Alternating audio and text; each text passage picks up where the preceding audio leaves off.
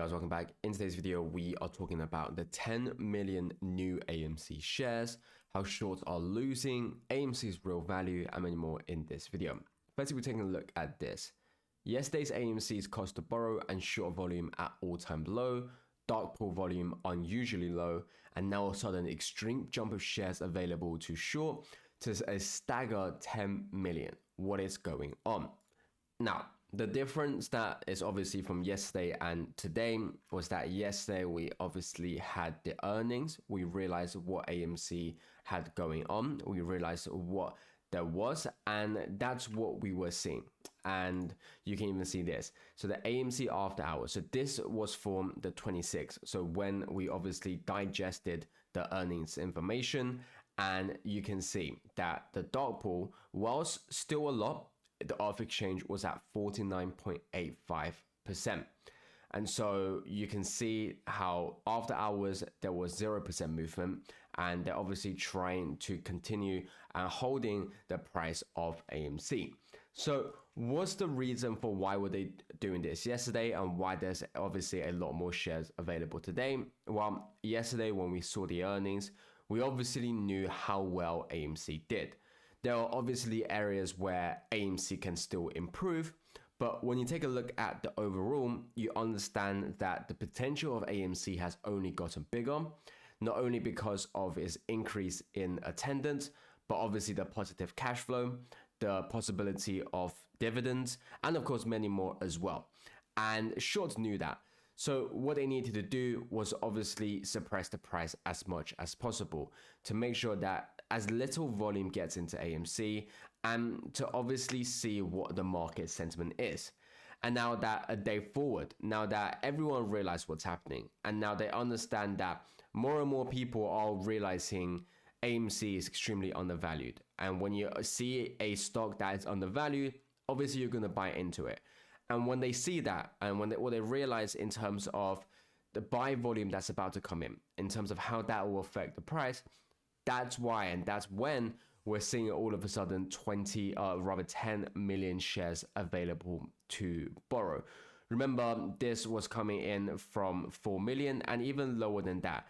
And so this is something that is showing how desperate shorts are, because whenever you're seeing the availability of shares to borrow go up, what we're looking at is obviously how shorts need more shares to suppress the price. Shorts are seeing an urgent need to manipulate and obviously suppress the price. And that's exactly what we are seeing right now. Now, on top of that, what we have to understand is the methods that they're using. Now, when you take a look at the availability of 10 million shares available, what we've known in the past is that these aren't, of course, real shares. These are shares that they could use with tokens. These are shares that they could use in terms of shares that are already lent out, but they're using it multiple times over. Now, obviously, that just continues on with the naked shorts. That just increases the pile of synthetics that they have. But nevertheless, it's obviously showing what's happening. And so that's what obviously they're doing. Another sign you can see is breaking. XRT, which is the main ETF used to short GME, has been placed on red shirt. This is the second time in 2 months it's been on the list. This signals significant FTDs on XRT and shows that they way overplayed their hand shorting GameStop. Now, we've talked about this. When they're trying to obviously short XRT, they're obviously only short both GME and AMC. Now, recently, we actually saw the XRT off red shirt. We saw it off the threshold list. But now, shortly after, now that we've had obviously seeing how well GME is doing, now that we're seeing how well AMC is doing, so all of a sudden it's back on the threshold securities, meaning that it's being over leveraged again. And when it's over leveraged, it means that people are trying to find shares to short. And typically, this only happens when they're trying to find shares of AMC and GME to short. Now, like we talked about, you can link it. XRT used to short AMC and GME on the threshold list all of a sudden. All of a sudden, there are 10 million shares available of GME to be able to short. Obviously, they're trying to suppress it. Obviously, you can see how they're scared of the recent earnings of AMC. You can take a look at this. AMC has nearly double the screens and theaters as CNK.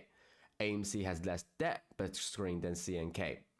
And what we have obviously talked about is AMC has more revenue streams via distribution. AMC has greater brand loyalty, yet Cinemark is up 60% while AMC is down 23.4% this past year. Now, we've talked about this multiple times in the past. There are obviously clear reasons for this. The main reason is Cinemark is 120% institutional owned, whereas AMC is, whilst still don't have a clear data, anywhere between 90 to 97% retail owned. And when you take a look at that, you obviously understand why they want to benefit the institutions and of course not the retail. And that's why Cinemark is up 60%. Now, I want to be absolutely clear here. There are obviously areas where Cinemark is doing better than AMC. And when you take a look at the fundamentals, you will see that in terms of their profitability, in terms of how they're able to issue out dividends, obviously in that aspect, they're doing better. But, and this is extremely important, and is why we broke down the earnings yesterday, when we take a look at the potential, when we take a look at the business structure going into the future, when we take a look at how AMC is improving right now, what we see is that it's a better company than Cinemark. Because what we've seen with AMC is that while Cinemark has seen a decline in their attendance, AMC has actually seen a 20% increase in their attendance. Now, this isn't to obviously mention, we talked about more revenue stream via distribution, and of course food, and other aspect, and the more important area of greater brand loyalty. And so when we take a look at this, we understand extremely how undervalued AMC is. And is what short realize as well, and is why they're obviously suppressing the price. And this is the clear difference that you can make. And so again, in terms of, like I said, make sure none of this every financial advisor, do take us a grain of salt. Make sure to do your own due diligence and research. Always make sure you understand what is happening. But if you want to, obviously feel free to take a look at my previous video in terms of the breakdown. But is why I personally think that AMC is a better investment when you just take a look at actually the fundamentals of the two companies. Now, furthermore, what you can see is how people are obviously buying in. Now, this is obviously Biotech Moves, who sort of said, couldn't help myself, added on the dip today, 100 IOU shares at 319.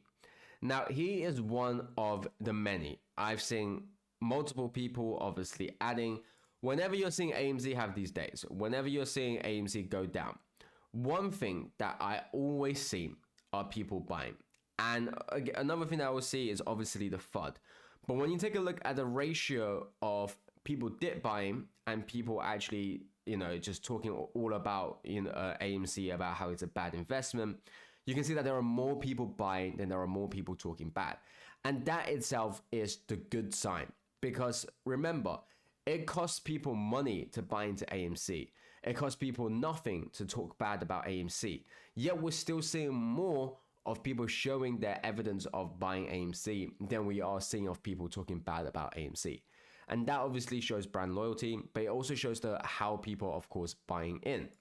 And you can see AMC just dropped their Q4 earnings, and let's just say someone's sweating the short hedge fund office right now. And again, we've already obviously broke down.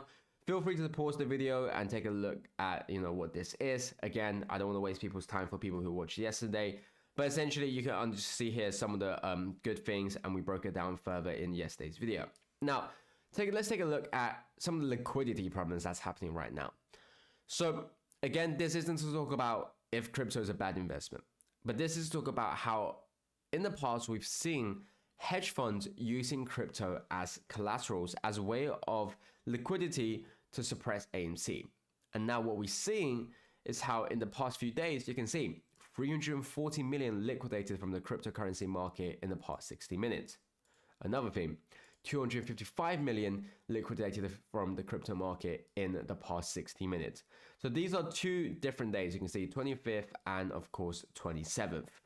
And so this is what we are seeing in the market currently. Now this is very important because it's showing not only the volatility, but how collaterals are going all over the place right now.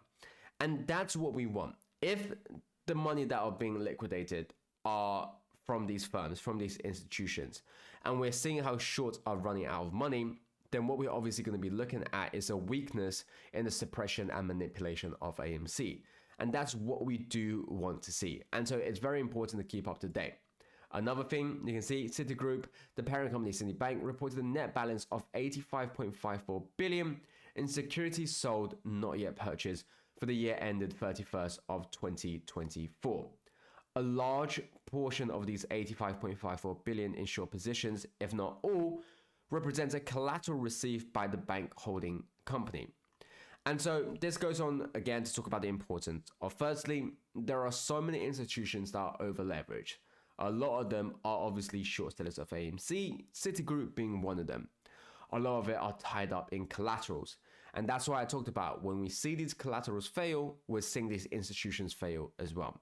And you guys, thanks for watching the video. I'll catch you guys next time.